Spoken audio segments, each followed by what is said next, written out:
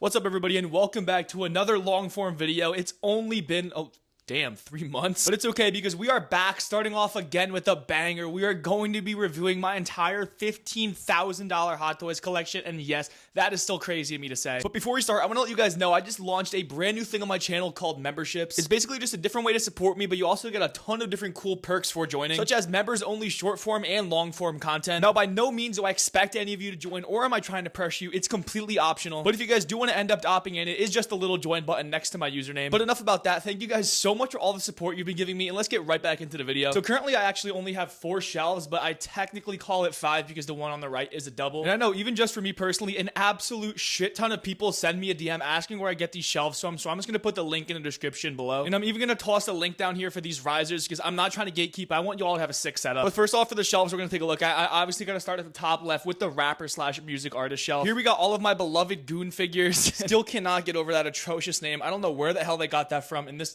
Eminem is not cherished. But then for the Kanye figure, here we got my custom painted sculpt by me. I know, it looks pretty amazing. And then one of my absolute current favorite figures in my collection, the in-art rooted hair Michael Jackson. He's actually the first rooted hair figure that made a permanent addition to my collection, which is pretty cool. But now just coming down one more shelf, one of the most underrated shelves in my opinion, we got the boys. And if you like the show at all, you have to pick up these figures. They all look pretty much perfect. We got Black Noir, Butcher, Soldier Boy, and of course our man Homelander in the back. And he's actually rocking a custom bloodied up head sculpt. It makes the figure look 10 times better in my opinion. So a big shout out to my boy Danny, aka Canvas Collectibles, for hooking me up with this. I love it so much. And Butcher actually ends up coming with the Laser Baby, which I thought was a pretty funny addition. He just sits pretty on the edge of the shelf like this. But once again, one shelf lower, and we're taking a look at my Mondo animated series figures, and I love these. But now, overpriced for what they are, I'm gonna definitely have to say yes, but on the shelf, they look really damn cool. And I'm just being honest here, even though they're all the way to the left, they really do pop, just the colors and the styling on the shelf. And even though they're pretty overpriced, I do not regret buying them. But now again, below that, we have whatever the hell this shelf is. I would just have to consider this my miscellaneous shelf. It's just every other figure on here is not fitting into a normal shelf. But now I still really do need to pick up an Omni-Man to pair with Invincible because them two alone would not look bad. But now that's the end of the first shelf, and I promise you guys it only gets better from here. But of course, how could I not have a Guardians of the Galaxy setup? It is absolutely one of my favorite trilogies of all time. And before you ask me why I don't have the completed setup for them, dude, these figures are so overpriced on the secondhand market. Yondu on his own is like $400. They are all crazy scalp. But since it is one of my favorite franchises, I might just have to say fuck it and just spend the money on it. But now this is a setup I need to expand on immediately. Daredevil being one of my absolute top favorite superheroes of all time. We have his black suit and of course his iconic Netflix red one. But I'm thinking we could post up a Wilson Fisk in the back, maybe an Elektra on the left, and just a normal Matt Murdock in a suit on the right. Like,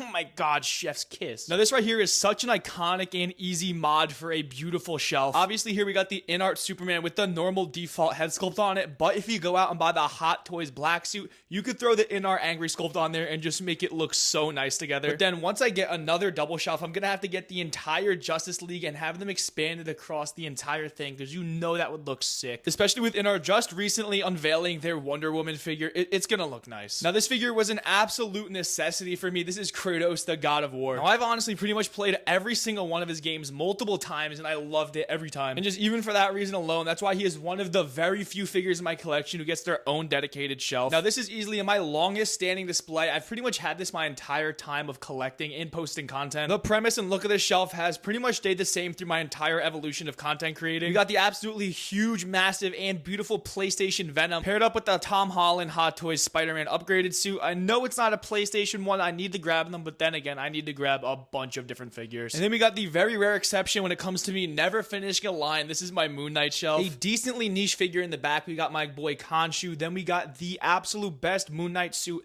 ever right here. Then we got the So-So Toys Mr. Knight standing in the back, and it's just beautiful, and if you say it's not, you're wrong. And then over to the Deadpool shelf, we got Deadpool from Deadpool and Wolverine, and then Wolverine from X-Men Days of Future Past, just because Hot Toys decided they're never gonna drop the Wolverine from Deadpool 3. But this one does look pretty sick with that custom head sculpt on it. And now it's time for these absolutely stacked double shelves, and we're gonna start off with this Avengers shelf all the way at the top. Now I'm not gonna lie, I packed these motherfuckers in here like sardines, but I'm convinced I could fit a pretty decent more in here. And we're gonna start off with this Black Panther figure right here, and he's actually one of my newer pickups. The seller I ended up getting him from threw in this custom neck piece for absolutely free, which is really cool because from far away, it doesn't look wonky like some Spider-Man. Now, I actually have this custom Chadwick Boseman head sculpt, but I really can't decide which one looks better, the Hot Toys one or the custom one. So make sure to comment down below which one you guys think looks better, basically just left or right. Next, we got Loki with the portal in the background, easily top 3 Marvel shows of all time, and just a peak character. And then we got Miss Minutes down below him, easily the hottest clock ever. Then we got the worst ever version of Thor paired up with Captain America, and of course that battle damaged Iron Man with the Thanos in the background. I'm sorry, I'm getting emotional. It's an absolutely beautiful display. It used to be on a single one by itself, but I think it looks much better paired up with the rest of these figures. And then there's my Vision figure. There's really not much else to say about him. He looks really nice and accurate, but it's just Vision. But now right next to him, we got the Tom Holland red and blue final swimsuit. This thing is super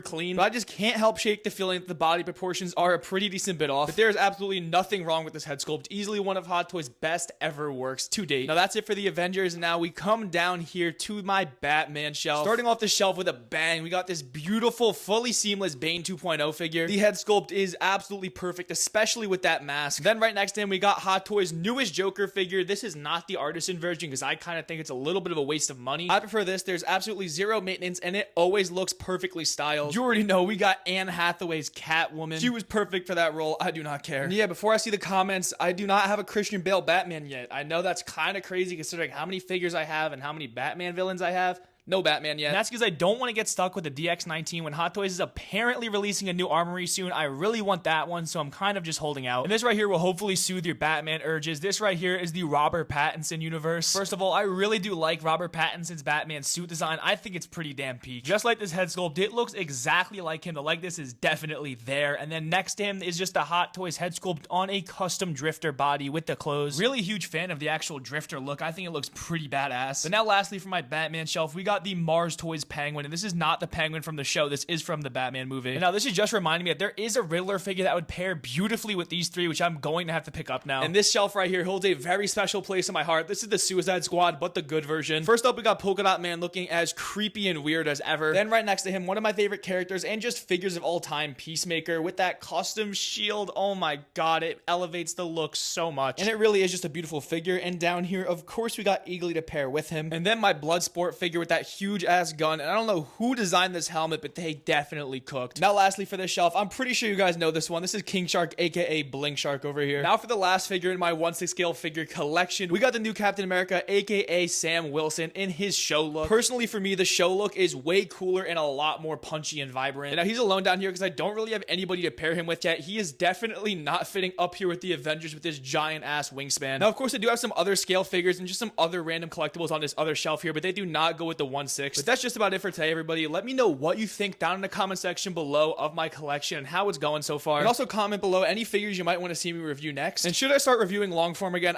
I don't know. Just let me know. Thank you guys so much for watching.